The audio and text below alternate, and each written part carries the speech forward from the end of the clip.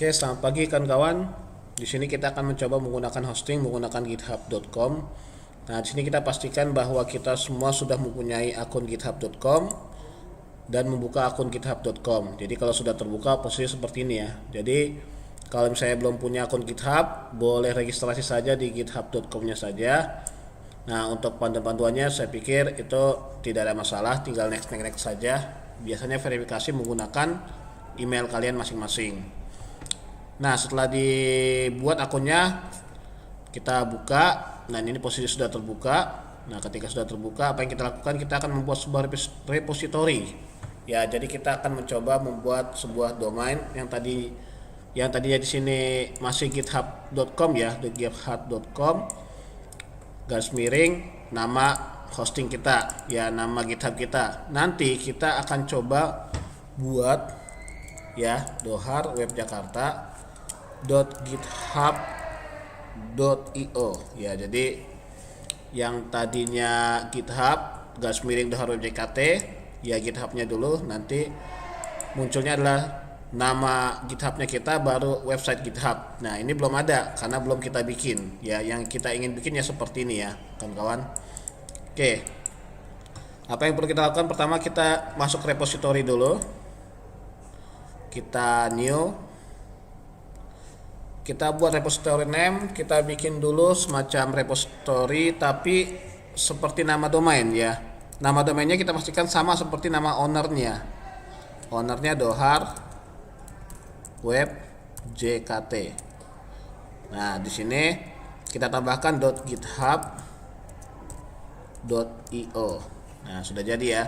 Jadi pastikan sama kayak nama ownernya. Kalau di nama ownernya ada T-nya ya, di sini mesti ada T-nya. Di nama ownernya mesti ada K-nya, berarti mesti ada K-nya. Jadi supaya dia kenal ya, karena yang kita daftarkan di sini adalah nama domainnya adalah nama ini kita ya, nama GitHub-nya.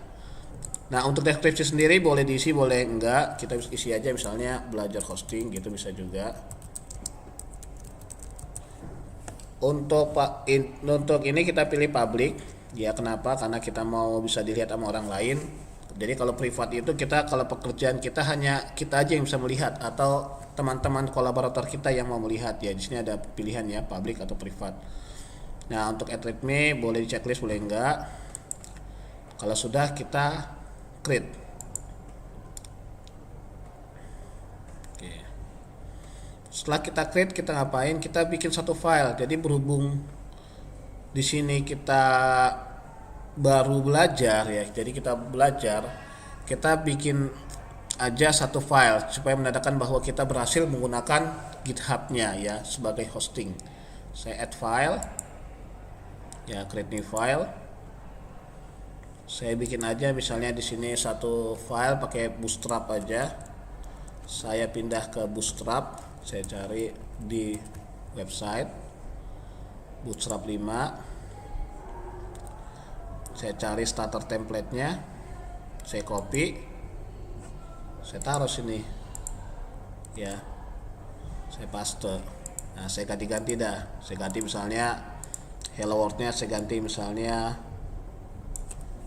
buat web Jakarta ya. Begitu juga yang di bagian bodinya, buat web Jakarta. Oke, kalau sudah, jangan lupa kita kasih nama filenya. Kita kasih nama dengan nama index, hurufnya kecil semua ya. Kalau udah, kita commit.